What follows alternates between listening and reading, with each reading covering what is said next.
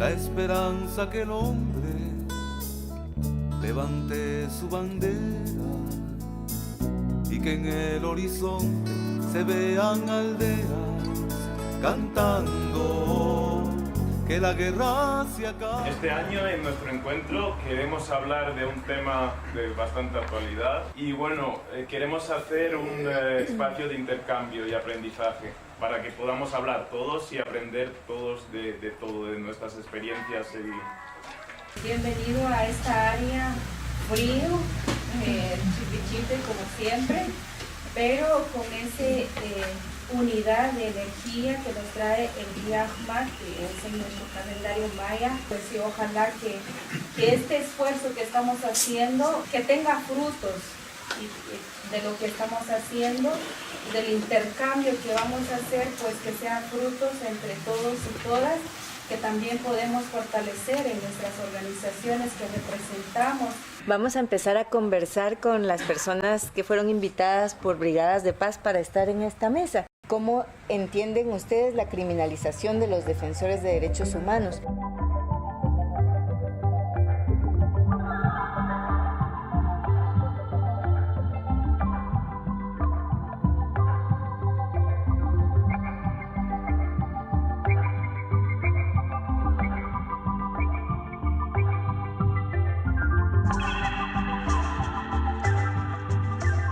Voy a empezar con la comunidad internacional, mediante la Declaración sobre Defensoras y Defensores de Derechos Humanos de 1998, ha reconocido la legitimidad y el papel decisivos que desempeñan las defensoras y defensores de los derechos humanos, también la necesidad de realizar esfuerzos especiales para protegerlas. Esos esfuerzos se concretaron en definir oficialmente la defensa de los derechos humanos como un derecho en sí mismo y reconocer a las personas que trabajan a favor de esos derechos como defensores y defensoras de derechos humanos. 15 años después de la adopción de su declaración, las defensoras y defensores continúan pagando un alto precio por promover los derechos humanos, sean estos civiles, políticos, económicos, sociales, culturales o ambientales. Entre las restricciones tradicionales que identifica la Relatora Especial sobre Defensoras y Defensores se encuentran los actos de estigmatización y criminalización de la acción social.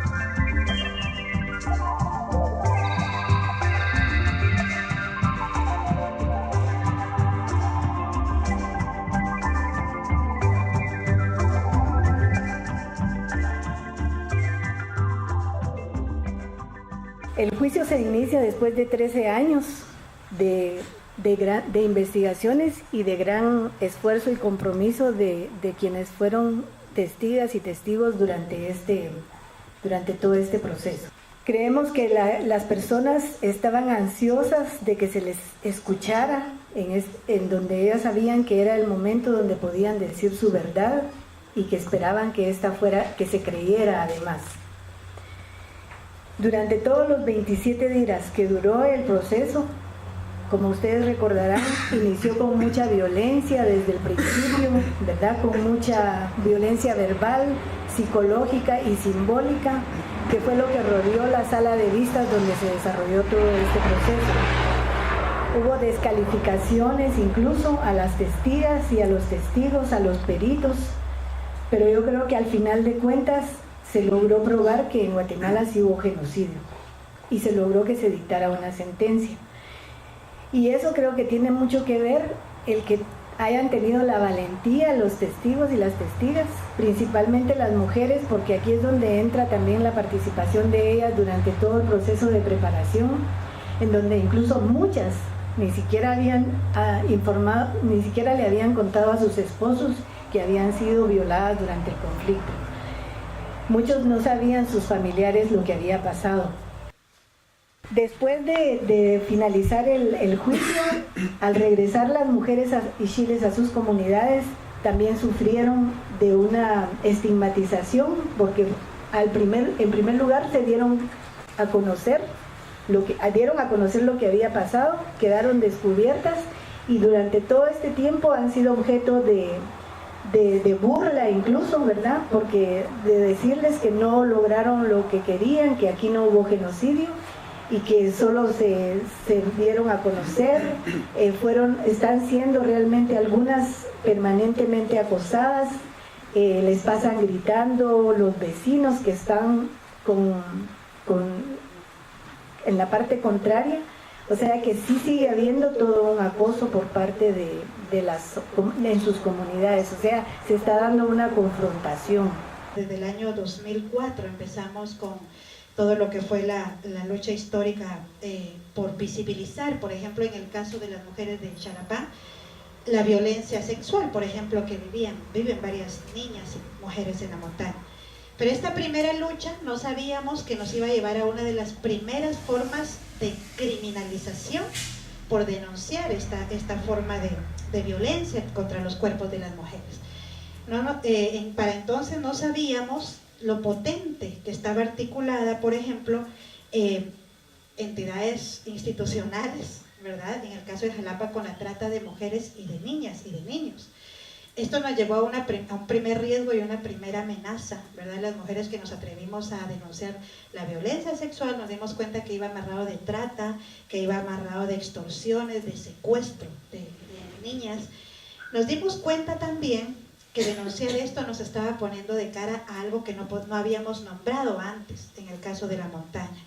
No sabíamos cómo nombrarle, y era justamente violencia sexual, una forma de rapto involuntario a niñas, que es una práctica cultural. Entonces nos estábamos metiendo también a otro plano.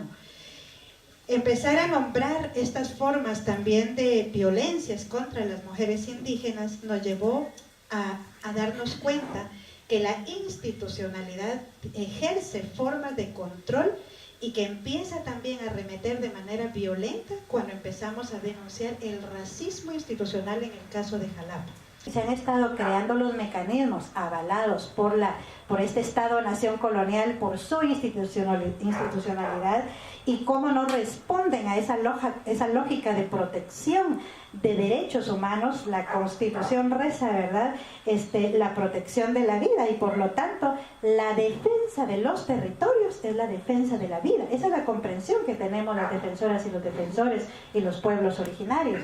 Entonces esto es algo que no encaja realmente en cómo están todas las estrategias de control social y poblacional de este Estado-nación colonial. La no comprensión de la defensa de la vida, porque antes de la defensa de la vida está la mercantilización de los bienes en nombre del desarrollo, el despojo de los territorios. Los pueblos, las defensoras y los defensores protestamos, y la protesta es vista, ¿verdad?, como una forma de ir en contra del desarrollo, en contra del progreso, por lo tanto en contra de la democracia y de la estabilidad social de este país. Cuando nosotros comprendimos que nuestra vulnerabilidad al VIH era por ese contexto social, entonces comenzamos a defender los derechos humanos, porque al principio solo nos dedicábamos a repartir condones y hacer esas cosas de la prevención tradicional. Y fue ahí cuando comenzó la persecución. El primer evento terrible que tuvimos fue una vez que llegaron no sé cuántas patrullas enfrente de nuestra oficina a cercarla y a hacer un montón de persecución en sí a las personas que entraban y salían de ahí en una noche que estábamos haciendo una fiesta de convivencia. Y luego en el año 2003 me secuestraron, en el año 2005 ejecutaron extrajudicialmente a mi asistente Paulina. En el año 2008 sufrí un proceso muy doloroso de criminalización en donde una fiscal del Ministerio Público me acusó de tentativa de asesinato.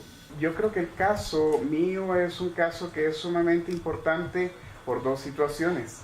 Una de ellas es que he podido seguir haciendo mi trabajo, y la segunda es que, a diferencia de muchos hermanos y hermanas, defensores y defensoras de derechos humanos, yo estoy vivo y estoy afuera de la cárcel, y logramos hacer una estrategia que fue funcional.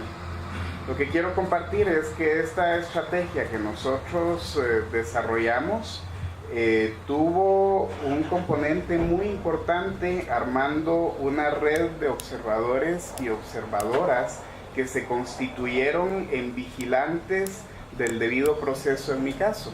Esta red de observadores y observadoras pues prácticamente fue conformada con entidades locales e internacionales de derechos humanos. Entre las locales pues puedo mencionar a UDFEWA.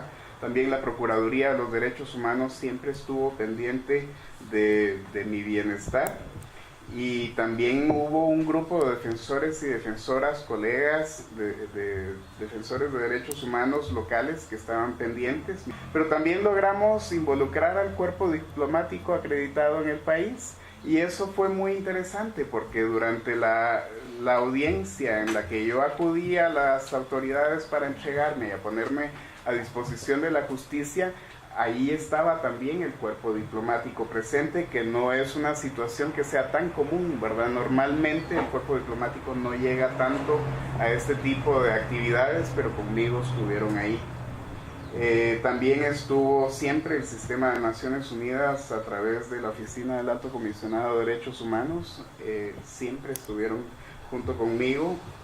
También a través de la Comisión Interamericana de Derechos Humanos y algunas organizaciones internacionales como Amnistía Internacional, Human Rights Watch, Human Rights First, Frontline Defenders, y también estaban las Brigadas Internacionales de Paz, que son una entidad internacional, pero operando aquí dentro de nuestro país.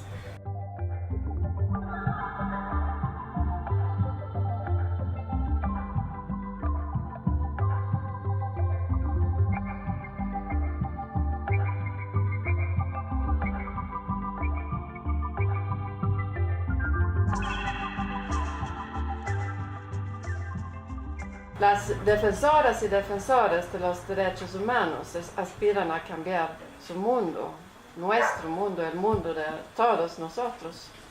Su motivación puede ser corregir una pequeña injusticia o también un gran crimen.